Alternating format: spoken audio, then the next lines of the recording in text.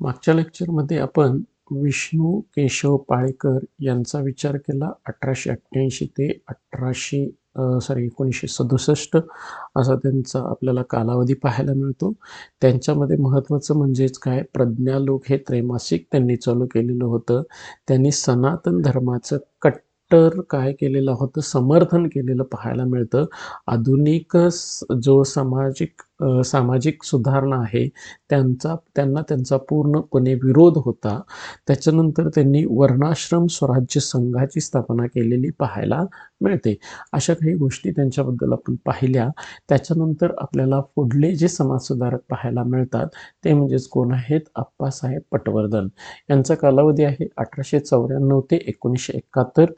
गांधीवादी समाजसेवक, स्वातंत्र्य सैनिक आणि शिक्षण तज्ज्ञ अशी त्यांची आपण ओळख करून घेऊ शकतो. त्याच्यानंतर बघा, यांचं प्रारंभी जीवनाचा जर विचार केला, त्यांचं नाव आप्पासाहेब पटवर्धन, टोपण नाव त्यांचं गांधी आहे. हे खूप महत्त्वाचं आहे. गांधी या टोपण नावानं कोणाला ओळखलं जातं, तर आप्पासाहेब पटवर्धन यांना ओळखलं जातं. सरहद्द गांधी वेगळे आहेत आणि गांधी वेगळे आहेत. गांधी या नावानं आप्पासाहेब पटवर्धन यांना ओळखलं जातं. प्राथमिक शिक्षण त्यांचं कुठं आहे, रत्नागिरी येथे. पुढील शिक्षण त्यांनी पुणे येथे पूर्ण केलेलं आहे. सॉरी शैक्षणिक कारकिर्दीचा जर विचार केला, मुंबई विद्यापीठामध्ये ज्ञान विषयात MA केलेलं आहे. फर्ग्युसन महाविद्यालयामध्ये प्राध्यापक म्हणून 1 वर्ष त्यांनी काय केलेलं आहे, काम केलेलं पाहायला मिळतं. त्याच्यानंतर बघा, गांधींच्या विचारांचा त्यांच्यावरती प्रभाव होता. महात्मा गांधींचे विचार ऐकून ते प्रभावी झाल्याने नोकरीचा त्यांनी राजीनामा दिला आणि पूर्ण वेळ गांधींच्या आश्रमामध्ये प्रवेश त्यांनी केलेला पाहायला मिळतो. साबरमती आश्रमामध्ये तर त्यांच्याकडं गांधींचा पत्रव्यवहार सांभाळण्याची जबाबदारी होती.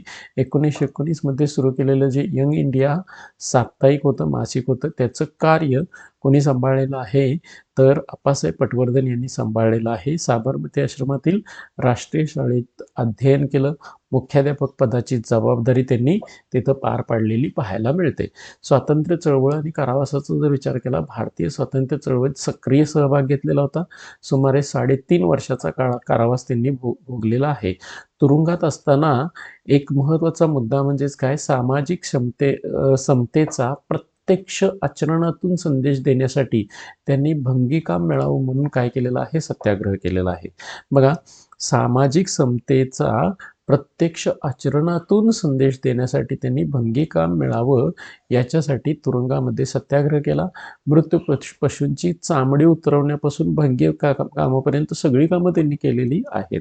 कोकणातील समाजकार्याचा जर विचार केला, कोकणामध्ये ज्यावेळी त्यांचं आगमन झालं त्यावेळी त्यांनी कुणबी सेवा संघाची स्थापना केली आणि ग्रामीण शेतकरी समाजासाठी त्यांनी कार्य करण्यास सुरुवात केली.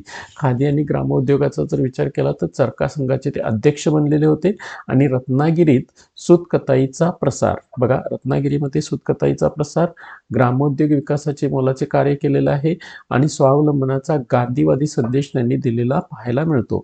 बघा, याच्यामध्ये चरखा संघाचे अध्यक्ष, रत्नागिरीमध्ये चरखा संघाचे अध्यक्ष म्हणून कोण होते, आप्पासाहेब पटवर्धन होते. काँग्रेस कार्य, रत्नागिरी जिल्ह्यामध्ये त्यांनी काँग्रेसची मुहूर्तमेढ रवलेली पाहायला मिळते. जिल्हा काँग्रेसचे ते अध्यक्ष झालेले आहेत. स्वातंत्र्य चळवळीच्या स्थानिक नेतृत्व त्यांनी बजावलेलं पाहायला मिळतं. कणकवलीमध्ये दक्षिण रत्नागिरी याच्यामध्ये गोपुरी आश्रमची स्थापना कोणी केली, बघा गोपुरी आश्रमाची स्थापना ही आप्पासाहेब पटवर्धन यांनी केलेली आहे. त्याच्यानंतर अनेक आपण म्हणजे चरखा संघाचे ते अध्यक्ष झालेले आहेत. त्याच्यानंतर अजून एक गोष्ट म्हणजेच कोणती, तर त्यांचा कुणबी सेवा संघाची स्थापना करण्यामध्ये महत्त्वाचा त्यांचा वाटा आपल्याला पाहायला मिळतो. गोपुरी आश्रमामध्ये गांधीवादी जीवन पद्धतीचा केंद्रबिंदू म्हणून गोपुरी आश्रमाला मानलं जातं. खादी भांडार याच्यामध्ये बघितलं तर आप्पासाहेब सुरू केलेले खादी भांडार याचं उद्घाटन विनायक दामोदर सावरकरांच्या हस्ते करण्यात आलेलं होतं. राष्ट्रीय एकात्मतेचे प्रतीक म्हणून हे खादी भांडार काय करत होतं, काम करताना पाहायला मिळत होतं. बघा, व्यक्तिविचाराचा जर विचार केला तर कट्टर गांधीवादी, सामाजिक क्षमतेचा पुरस्कार केला होता, श्रम प्रतिष्ठेवर विश्वास होता, शिक्षण, स्वावलंबन आणि सेवा यांचा समन्वय साधण्याचा त्यांनी प्रयत्न केलेला पाहायला मिळतो. आप्पासाहेब पटवर्धनांचा जर आपण विचार केला, गांधी विचाराने प्रत्यक्ष आचरण करणारे कार्यकर्ते होते. कोकणात समाजवादी, खादी चळवळ, काँग्रेसचे संघटन यांचे प्रमुख शिल्पकार कोकणातील ते होते. रत्नागिरी या ठिकाणी त्यांनी बऱ्याचशा गोष्टी, म्हणजे त्यांच्याबद्दल जर आपण विचारात घ्यायचं झालं तर पटपट त्यांच्याबद्दल आपण जर ह्या गोष्टींचा विचार केला तर कुणबी सेवा संघाची स्थापना, चरखा संघाचे अध्यक्ष, त्याच्यानंतर गोपुरी आश्रम स्थापन केला, खादी भांडाराचं स्थापना केलेली आहे, असे आपल्याला हे समाजसेवक बघायला मिळतात.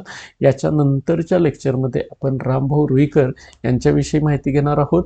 कामगार नेते म्हणून प्रसिद्ध आहेत, मार्क्सवादी विचारवंत होते आणि स्वातंत्र्यपूर्व कामगार चळवळीतील अग्रणी म्हणून किंवा प्रणेते आपल्याला रामभाऊ रुईकर पाहायला मिळतात. ते आपण पुढल्या लेक्चरमध्ये पाहणार आहोत. थँक्यू.